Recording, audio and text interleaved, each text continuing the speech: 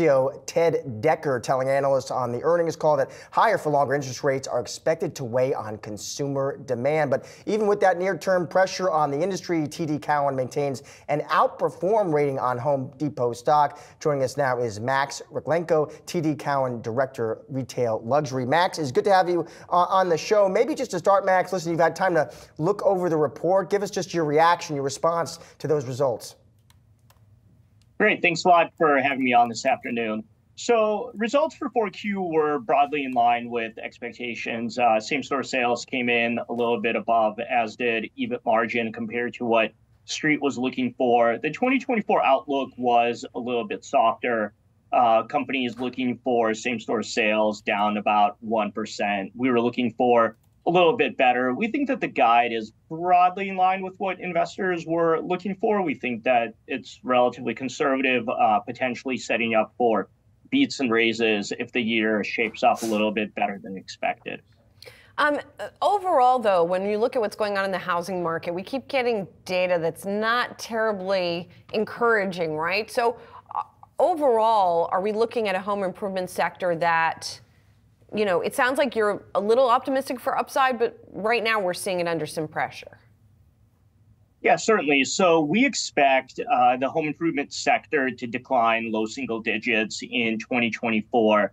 And then we do think that Home Depot picks up some market share. But overall, you're absolutely right. Despite mortgage rates coming down by roughly 100 basis points, looking at some of the real-time data, we haven't really seen any sort of a pickup in existing home sales whatsoever, just given such tight inventory. The hope is that inventory does pick up as the year goes on, and if we can get some rate cuts in the second half of the year, that should set up for a more favorable 2025.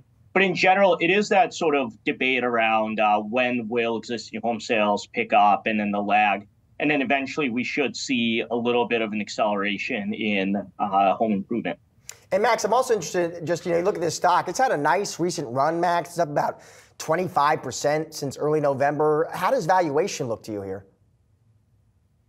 So valuation right now is a little stretched, both compared to Lowe's, that relative multiple, as well as the S&P.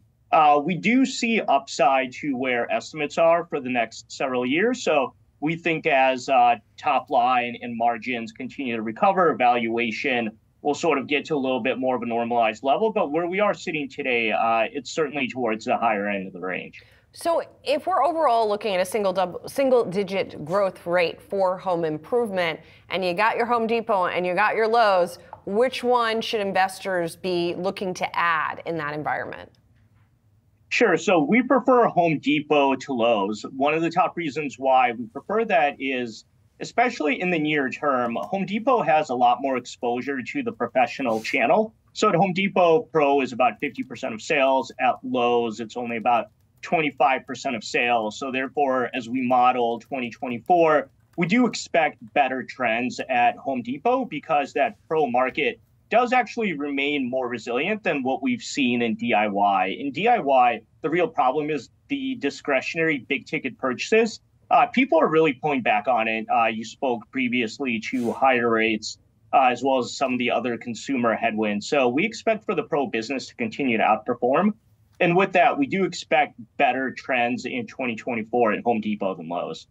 Max, thanks so much for joining us today. We appreciate it. Great. Thanks for having me on.